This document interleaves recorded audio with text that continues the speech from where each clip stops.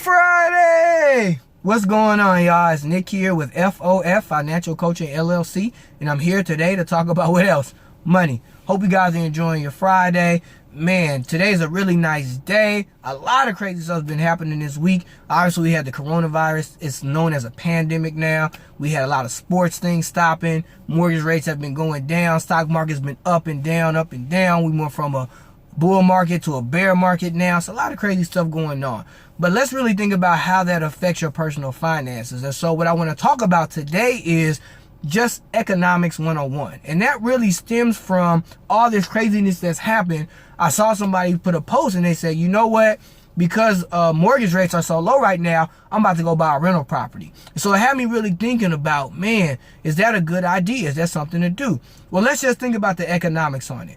Yes, mortgage rates are low right now. And what the government does is they slash the mortgage rate to incentivize people to get loans so that they can buy things. The more people buy, the more the economy gets strengthened because you have money going back into the system, and that continues to make the economy go up.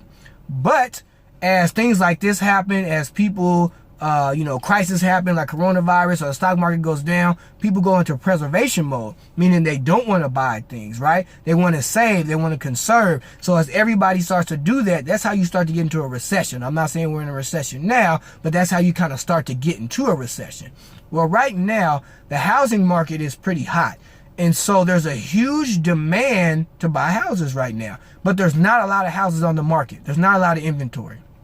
So basically what that does is, even though you can get a low interest rate to get a mortgage, to get a house, well, the houses are probably getting into bidding wars, and you probably got to spend much more than what the house is worth. And I'm going to tell you this, when buying real estate, you make your money on the buy. That means you want to buy something 70 cents on the dollar, 80 cents on the dollar. Basically, if it's worth 100,000, you want to pay 70 or 80,000 for it. But in this type of condition of the market in real estate, it's really looking like 120, 125,000. Now, obviously talk to an expert, talk to a real estate agent about that to get those numbers right. But I'm just throwing some things out there, basically saying a lot of people are wanting houses right now. So it's probably not a good idea to get a loan to get a house because you're going to end up paying more for it. But if you are in a mortgage, it may make sense to refinance right now because interest rates aren't so low. That may make a lot of sense. Look at your numbers, make sure it makes sense for you. So basically, with that quick econ lesson, I hope you pick something up there. It's not just one side that is going to win us economical wealth or generational wealth, if you will. You have to look at all sides of your personal finances and how you deal with your household. And by the way, the word economics or economy means household. All right, so I hope that you guys like this blog. If you want to see more, you know I got a bunch of blogs on my website at www.foffcoaching.com.